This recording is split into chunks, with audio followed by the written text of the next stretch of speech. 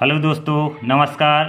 आज का हमारा टॉपिक हमें पढ़ना है रिफ्रैक्शन थ्रू ग्लास स्लैब, यानी किसी ग्लास स्लैब के द्वारा रिफ्रैक्शन किस टाइप से होता है। ठीक है ना। तो ये हमें आज के इस टॉपिक में पढ़ना है। तो इसके लिए हमने एक रेक्टेंगुलर ग्लास स्लैब ABCD लिया, जैसे कि आप फिगर में देख सकते हैं, और इसका थिकनेस है T थिकनेस का एक हमने रेक्टेंगुलर स्लैब ABCD लिया। ठीक है ना। तो आप देखेंगे ये ग्लास है और इसके ऊपर क्या है, ईयर है। ईयर, फिर ग्लास, और फिर अगेन क्या है, ईयर। ठीक है ना। तो यहाँ पर जो AB जो ग्लास स्लैब है ना, स्लैब का AB और CD, इसको हम बोलेंगे इंटरफेस। इंटरफेस आपकी जानकारी के लिए बता दूं कि होता क्या है इंटरफेस। तो इंटरफेस जो टू मीडियम को क्या करता है, सेपरेट, यानी किसी मीडियम को सेपरेट करता है। ये AB है तो AB के ऊपर क्या है, ईयर है, और AB के नीचे क्या है, ये ग्लास है। अगेन ये CD इंटरफेस है, तो CD के ऊपर क्या है, ये ग्लास है। ठीक है ना। ये क्या है, ग्लास है। अगेन इसके बाहर क्या है, ये ईयर है। तो आप समझ गए होंगे कि इंटरफेस होता क्या है, जो दो मीडियम को क्या करे, सेपरेट करे, अलग करे, वो कहलाता है आपका इंटरफेस। ठीक है ना। तो अब सबसे पहले मैंने एक लाइट रे PQ यहाँ पर इंसिडेंट है ना, PQ को बोलेंगे हम इंसिडेंट रे, जो स्लैब AB के पॉइंट Q पर क्या हो रही है, इंसिडेंट। ठीक है ना। अब पॉइंट Q पर इंसिडेंट हो रही है, वो MN क्या है यहाँ पर, नॉर्मल। MN क्या है यहाँ पर, नॉर्मल। और आप लोग जानते हैं कि जो नॉर्मल होता है, नॉर्मल और इंसिडेंट के बीच में जो एंगल बनता है उसे बोलते हैं एंगल ऑफ इंसिडेंट, और इसे I से रिप्रेजेंट करते हैं। ठीक है ना। अब यहाँ पर पॉइंट Q से रे, जो लाइट रे है, वो कहाँ से जाएगी, कहाँ से पास होगी, ग्लास से, ग्लास के अंदर से। ठीक है ना। तो अब जो लाइट रे है वो एयर से कहाँ जा रही है, ग्लास में, मतलब रेयर मीडियम से डेंसर में। तो ये क्या होगी, जब डेंसर में ये एंटर करेगी तो ये टूवर्ड द नॉर्मल की ओर हमेशा बेंड हो जाती है। रिफ्रैक्शन का रूल होता है कि जब कोई रे रेयर मीडियम से डेंसर मीडियम में एंटर करती है, प्रवेश करती है, तो वो टूवर्ड द नॉर्मल की ओर क्या हो जाती है, इंसिडेंट। तो यहाँ पर जो QR है, QR की जो डायरेक्शन, वैसे PQ को जाना तो चाहिए, ये जो डॉटेड लाइन आपको दिखाई दे रही है, QR को इस ये वाला पाथ लेना चाहिए, लेकिन ये वाला पाथ ना लेकर वो कौन सा पाथ ले लेती है, QR वाला पाथ ले लेती है, क्योंकि ये हमेशा रेयर से जब डेंसर मीडियम में एंटर करती है लाइट रे, तो हमेशा टूवर्ड द नॉर्मल की ओर ये थोड़ी सी बेंड हो जाती है ना, ये तो QR।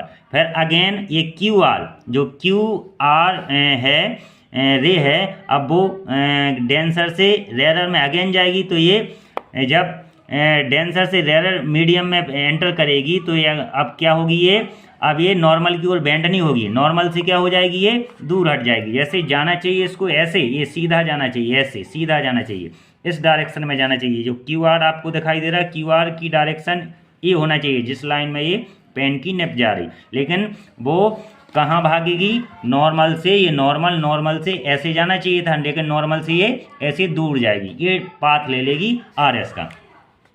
तो फाइनली हम बोल सकते हैं कि जो इंसिडेंट रे, यहाँ पर जो इंसिडेंट रे PQ है, PQ की जो डायरेक्शन होगी, उसी डायरेक्शन में ये इमरजेंट रे होगी। इमरजेंट यानी ये ग्लास से बाहर निकली, तो इसको इमरजेंट रे बोलेंगे। RS क्या होगी, इमरजेंट रे। PQ आपकी इंसिडेंट रे होगी, है ना, और QR आपकी रिफ्रैक्टेड रे होगी, और RS यहाँ पर इमरजेंट रे होगी। वो जो फाइनली RS कौन से इसका पाथ क्या होगा, तो जो इंसिडेंट PQ का पाथ होगा वो इसी RS का भी पाथ होगा, लेकिन ये लिटरली थोड़ा सा क्या हो जाएगी, शिफ्ट हो जाएगी। इसको जाना चाहिए था ऐसा, PQ को कैसा जाना चाहिए था, इस पाथ में, ये डॉटेड लाइन में, लेकिन लिटरली ये कैसी शिफ्ट हो जाएगी, ऐसे शिफ्ट हो जाएगी। ठीक है ना। तो आप देखेंगे कि जो ये यहाँ पर हम बोल सकते हैं कि PQ किसके पैरेलल होगा, यहाँ पर RS के पैरेलल आपको दिखाई दे रहा है।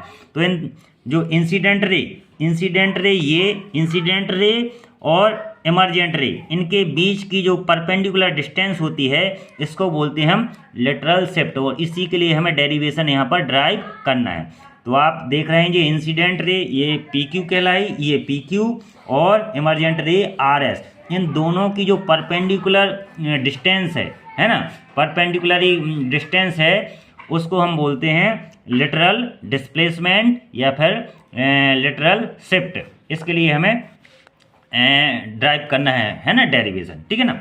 तो आप देखेंगे ये एंगल ऑफ इंसिडेंट है, ये एंगल ऑफ रिफ्रैक्शन है, ठीक है ना, ये रिफ्रैक्शन है ना। नॉर्मल और रिफ्रैक्टेड रे के बीच में जो एंगल बनता है उसको बोलते हैं एंगल ऑफ रिफ्रैक्शन, है ना, एंगल ऑफ रिफ्रैक्शन, जिसे आर से रिप्रेजेंट करते हैं। अब देखो जी, ये रे जाना चाहिए ऐसी, लेकिन ऐसी ना जाके इसने ये पाथ ले लिया, तो ये यहाँ से, तो ये जो एंगल कहलाएगा आपका, ये कहलाएगा एंगल ऑफ डेविएशन। मतलब कितना विचलित हुई है, इतना डेविएट हो गई, इतना बेंड हुई है ना। यहाँ जाना चाहिए था इसको ऐसे, लेकिन इतना बेंड हो गई ये ऐसे जा रही, ठीक है ना।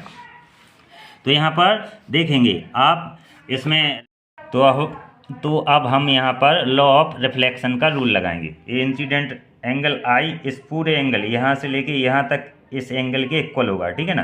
तो ये पूरा एंगल आई है, उतना एंगल हमने आर ले लिया, तो ये इतना बचा हुआ एंगल ये क्या कहलाएगा आपका, आई माइनस आर, ये आपका एंगल होगा, ठीक है ना। अब आप देखेंगे कि ये एंगल आर है, ये एंगल आर है, तो ये एंगल भी आर होगा। ये जेड देख रहे हैं आप, ये जेड है ना। ये आप देखेंगे कि एम एन और एम डैश एन ये दोनों कैसे हैं, पैरेलल हैं, और पैरेलल हैं। ये ट्रांसवर्स लाइन है जो इस पॉइंट क्यू और आर पर इंटरसेक्ट कर रही, तो ये जेड वाले एंगल हमेशा इक्वल होते हैं, है ना। इनको बोलते हैं जो जेड अल्टरनेट एंगल, है ना। ये आर तो ये भी आर, ठीक है ना। अब आप देखेंगे यहाँ पर कि थोड़ा सा हमें इसके बारे में लिखना पड़ेगा कि यहाँ पर आपका ए बी सी डी क्या है। ए बी सी डी क्या है, एक रेक्टेंगुलर स्लैब है जिसमें आप देखेंगे कि ये P Q incident ray emergent ray R S की हमेशा कैसी होगी, ये इस टाइप से पैरेलल होगी, है ना, ऐसे ये पैरेलल होगी, ठीक। तो ये P Q parallel R S, और जो डिस्टेंस, जो परपेंडिकुलर डिस्टेंस आर एल है उसको हमने डी कंसीडर किया, इसको बोलेंगे हम लिटरल शिफ्ट, ठीक है ना। और जो ग्लास स्लैब है इसकी थिकनेस क्या ली हमने, टी, तो हमने लिखा है यहाँ पर थिकनेस ऑफ रेक्टेंगुलर स्लैब क्या है, टी। अब आप देखेंगे इंसिडेंट रे यहाँ पर क्या है आपको दिखाई दे रही, पी क्यू इंसिडेंट रे है, क्यू आर रिफ्रैक्टेड रे है, और आर एस यहाँ पर इमरजेंट रे है। तो हमने यहाँ पर इंसिडेंट रे क्या है, पी क्यू है, रिफ्रैक्टेड रे क्या है, पी क्यू, रिफ्रैक्टेड रे क्या है यहाँ पर क्यू आर, और इमरजेंट रे क्या है यहाँ पर आर एस। अब इस फिगर में आप राइट ट्राइंगल देखेंगे, ये right triangle Q L R है ना, क्योंकि इसमें डी आ रहा है, तो ये डी के लिए हमें फाइंड आउट करना है, ठीक है ना। तो इसमें हम साइन का यदि फॉर्मूला लगाएंगे, ये आप देखेंगे क्यू आर, ये क्यू आर इस ट्राइंगल में, इस ट्राइंगल में, दोनों में कॉमन है, तो क्यू आर हम बाद में निकाल लेंगे, पहले इसमें हम लगाएंगे साइन का फॉर्मूला, ठीक है ना।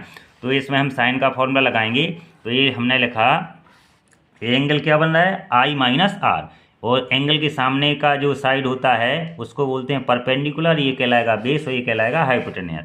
तो हमने इसमें फॉर्मूला लगाया साइन आई माइनस आर, और साइन का फॉर्मूला क्या होता है, परपेंडिकुलर अपॉन बेस, तो परपेंडिकुलर क्या है परपेंडिकुलर अपॉन हाइपोटेन्यूज, तो परपेंडिकुलर क्या है पर आर एल, और हाइपोटेन्यूज क्या है यहाँ पर क्यू आर, तो क्यू आर ये लिखा मैंने again sine i minus r. आप देख सकते हैं कि आर एल जो है वो किसके इक्वल लिया हमने, डी के इक्वल, है ना, लिटरल शिफ्ट डी, और क्यू आर, यहाँ से क्यू आर की वैल्यू निकाल लीजिए, तो क्यू आर इम्प्लाई दैट हो जाएगा, डी की वैल्यू निकाल लीजिए, है ना, डी की वैल्यू निकाल लीजिए यहाँ पर, क्योंकि हमें लिटरल शिफ्ट को फाइंड आउट करना है। तो डी क्या होगा, क्यू आर का यहाँ क्रॉस मल्टीप्लाई हुआ इसमें, है ना, तो ये लिखा हमने Q R sine i minus r, इसको इक्वेशन दे दिया हमने फर्स्ट, यहाँ स्टॉप कर दिया, क्योंकि अब हमें क्या निकालना है, क्यू आर की वैल्यू फाइंड आउट करना है।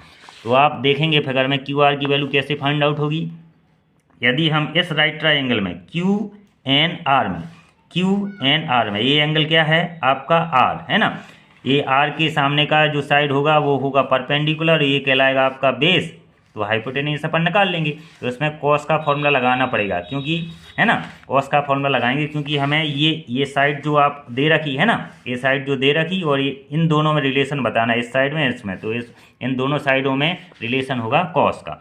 तो अगेन हम लगाएंगे, अगेन लिखेंगे हम इन राइट एंगल ट्राइंगल, इसका नाम क्या है क्यू एन आर, ये लिखा हमने QNR, इसमें लगाया हमने फॉर्मूला कॉस आर का, और कॉस आर क्या होगा, यहाँ पर कॉस आर होगा बेस अपॉन, कॉस आर होगा यहाँ पर बेस अपॉन हाइपोटेनियस। तो यहाँ पर बेस क्या है आपका QN, ये हमने QN upon hypotenuse again QR लिखा हमने हाइपोटेनियस QR, यहाँ पर लिखा हमने कॉस आर। अब आप देख सकते हैं QN किसके इक्वल है, QN इस फिगर में QN है AD के इक्वल हो, AD किसके इक्वल है T के, तो हम QN के प्लेस पर T लिख सकते हैं ना।